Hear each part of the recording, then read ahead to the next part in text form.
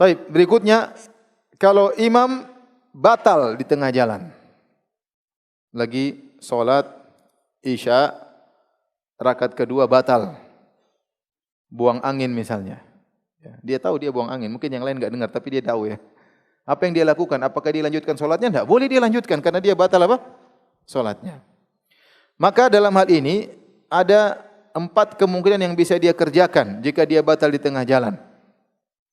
Yang pertama, dia melakukan istikhlaf, dia tunjuk orang untuk menggantikannya. Dia batal, dia tunjuk, makanya yang di belakang itu harus orang pilihan. Dia tinggal tunjuk, suruh gantiin dia, boleh, kamu gantiin. Maka dia pergi, yang tadi digantiin, maka maju. Atau dia selalu sampaikan, kalau saya batal kamu yang ganti ya. Pengganti pertama, pengganti kedua, pengganti ketiga. Ya. Jadi mereka saling ngerti. Ini yang dilakukan oleh Umar bin Khattab radhiyallahu anhu. Waktu Umar ditikam oleh seorang Majusi, Abu Lu'lu' al-Majusi, maka Umar baca surat pada rakaat kedua, tiba-tiba suaranya hilang. Maka ternyata dia ditikam oleh Abu Lu'lu' al-Majusi, maka Umar pun menunjuk Abdurrahman bin Auf untuk menggantikan Umar. Jadi dia tunjuk Abdurrahman bin Auf untuk jadi. Maka Abdurrahman bin Auf kemudian solat dengan solat yang ringan agar solat segera selesai. Padahal kebiasaan kalau di waktu subuh baca surat dengan surat yang panjang. Tetapi karena terjadi kejadian, maka Abdurrahman bin Auf baca dengan ringan kemudian selesaikan solat. Ketika suara Umar hilang, jamaah di belakang tidak tahu kalau dia ditikam. Tahu kalau dia dibawi luas dan jamaah dulu tidak ada mic. Maka yang di belakang mengucapkan Subhanallah, Subhanallah. Mereka menyangka Umar lupa. Padahal Umar sedang ditikam.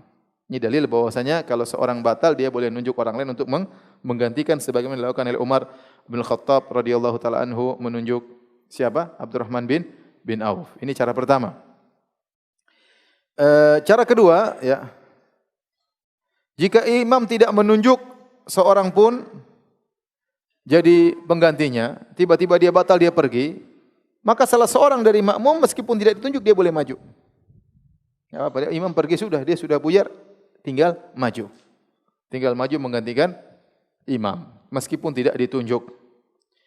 Kemudian kondisi yang ketiga, jika imam tidak menunjuk dan tidak ada yang mau maju karena mungkin enggak enak dan yang lainnya, maka masing-masing boleh lanjutkan solatnya sendiri-sendiri. Kalau ditunggu-tunggu ternyata enggak ada yang maju-maju, ya sudah masing-masing lanjutkan solat apa? Sendiri-sendiri. Dan ini yang pernah dialami oleh Muawiyah radhiyallahu taala anhu. Kata Imam Ahmad bin Hanbal, "Ini istakhlafal imamu faqad istakhlafa Umar wa Ali."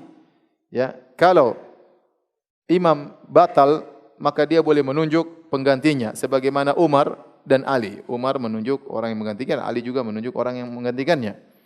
Wa in sallau wahdanan, kalau ternyata imam tidak menunjuk maka masing-masing jamaah salat sendiri-sendiri menyempurnakan.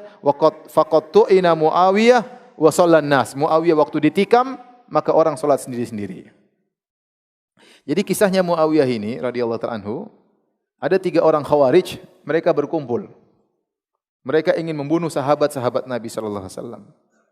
Khawarij tersebut, 3 orang tersebut adalah Abdurrahman bin Muljim yang membunuh Ali bin Abi Thalib. Kemudian satunya kalau enggak salah Bakar bin Abdillah atau siapa ya.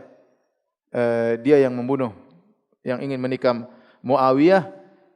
Yang kemudian yang ketiga adalah Amr At-Tamimi yang dia membunuh Amr bin As. 3 orang ini berkumpul ya.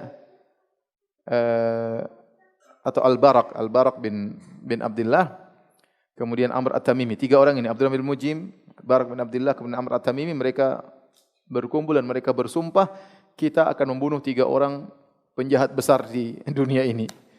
Kamu tugasnya bunuh Ali, Abdurrahman bin Mujim, Barak membunuh Muawiyah, Amr membunuh Amr bin As. Ali bin Abi Thalib di Kufah, Muawiyah di Syam, Amr bin As di Mesir. Maka mereka bersepakat bersumpah untuk membunuh 3 orang ini. Kapan? Di hari tanggal 17 bulan Ramadan. Karena mereka menganggap ini adalah ibadah yang sangat mulia, hendaknya dikerjakan di bulan Ramadan. 17 bulan Ramadan. Oleh karena orang Khawarij begitu, mereka menyangka membunuh kaum muslimin itu jihad yang luar biasa dan langsung membuat mereka masuk dalam surga. Sehingga terkadang mereka ngebom di masjid. Ini sudah hal yang biasa, sejak zaman dahulu juga sudah ada. Akhirnya tiga-tiga ini pergi, yang satu ke Kufah, yang satu ke Mesir, yang satu ke Syam. Abdurrahman bin Muljim hendak membunuh Ali.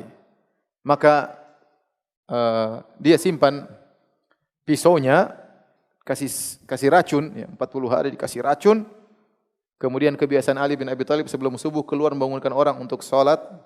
Maka kemudian pas Ali keluar, maka dia tikam Ali di kepalanya sampai darah mengalir ke jenggotnya. Dan ini sudah pernah dikabarkan oleh Nabi SAW bahwasanya kau akan meninggal dengan cara demikian. Maka Ali bin Abi Thalib pun mati syahid, ya, dibunuh oleh Abdurrahman bin Muljim. Sebelum meninggal Ali mengatakan, kalau saya mati gara-gara tikaman ini, maka jangan kalian melakukan muslah, jangan kalian cincang Abdurrahman bin Muljim, karena Nabi melarang, ya. Nabi melarang. Intinya yang kedua adalah Amr At-Tamimi hendak membunuh Amr bin Al-As. Qadarullah pada hari tersebut Amr bin Al-As sakit. Maka dia suruh penggantinya Kharijah untuk jadi imam. Maka Kharijah keluar untuk salat subuh, maka ditikamlah oleh Amr. Yang ternyata yang mati Kharijah bukan Amr bin Al-As. Maka tersebutlah suatu pepatah, ada yang mengatakan Amr bin Al-As mengatakan arata amran fa aradallahu Kharijah.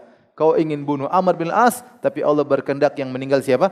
Kharijah. Kenapa? Dia rupanya sakit, disangka imamnya Amr bin Al-As, ternyata bukan. Akhirnya yang meninggal Kharijah. Yang ketiga Muawiyah. Muawiyah menjadi imam salat, jadi semua dibunuh salat subuh, subhanallah. Salat subuh 17 Ramadan. Ya, Khawarij, ya. Mereka menyangka membunuh para sahabat ini dapat pahala luar biasa. Tatkala mereka ingin membunuh Muawiyah, ternyata Muawiyah penjaganya banyak. Akhirnya dia tidak mampu, maka dia pun menikam kalau tidak salah mengenai pantatnya Muawiyah atau di atasnya sedikit. Maka Muawiyah lagi ruku atau lagi sujud ditikam, maka dia tidak bisa melanjutkan salat, maka dia mengatakan kepada para jamaah, "Atimu salatakum," salat sendiri-sendiri. Maka akhirnya mereka salat sendiri, tidak ada yang menggantikan apa? Muawiyah. Terus Muawiyah mengatakan, apakah ditanya sama orang yang ahli, apakah ini pedang atau pisau ini ada racunnya? Ternyata dicium enggak ada racunnya. Akhirnya Muawiyah selamat, tidak meninggal gara-gara tikaman tersebut. Paham? Tapi intinya maksud saya, Muawiyah waktu ditikam tidak ada orang yang menggantikannya. Tapi masing-masing salat apa? Sendiri, ya. Jadi kalau menjadi suatu kasus imamnya tahu-tahu pergi, yang lain juga semua bingung, ini gimana? Woi, sudah, ente salatnya sendiri selesaikan.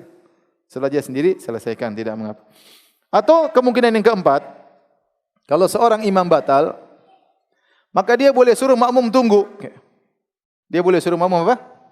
Tunggu, ya. Dan ini pernah terjadi kepada Nabi SAW. Saya bacakan hadisnya dari Abu Bakrah radhiyallahu anhu, diriwayatkan oleh Abu Daud dan disahihkan oleh Syekh Al-Albani rahimahullahu taala, anna Rasulullah SAW dakhala fi salatil fajr. Rasulullah SAW Allahu Akbar, takbir salat subuh. Tiba-tiba fa'auma biyadihi an makanakum. Tiba-tiba Nabi bilang, "Makan, tenang, jangan pergi." Nabi pulang ke rumah, Nabi mandi junub, kemudian Nabi keluar, wa ra'suhu yaqturu, dan airnya masih mengalirkan air, kemudian Nabi fasalla bihim, Nabi lanjutkan salat, ya. Jadi Nabi rupanya waktu Allahu Akbar, Nabi lupa ternyata dia belum mandi apa?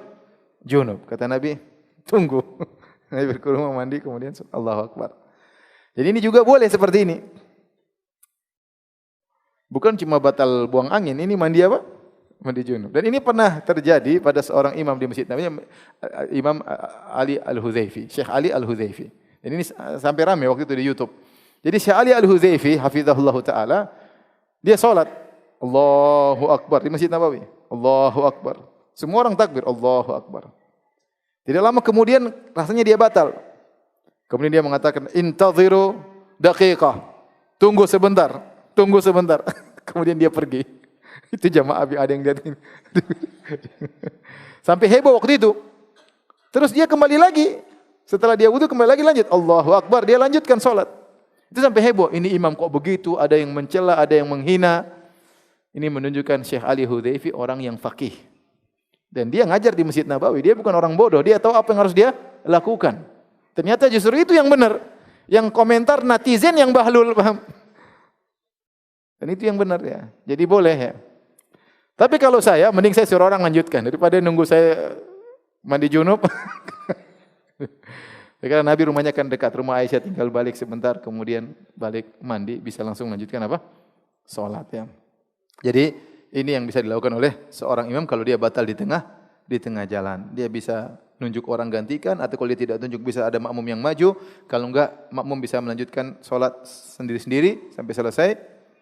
Ya, atau kalau terjadi suatu dia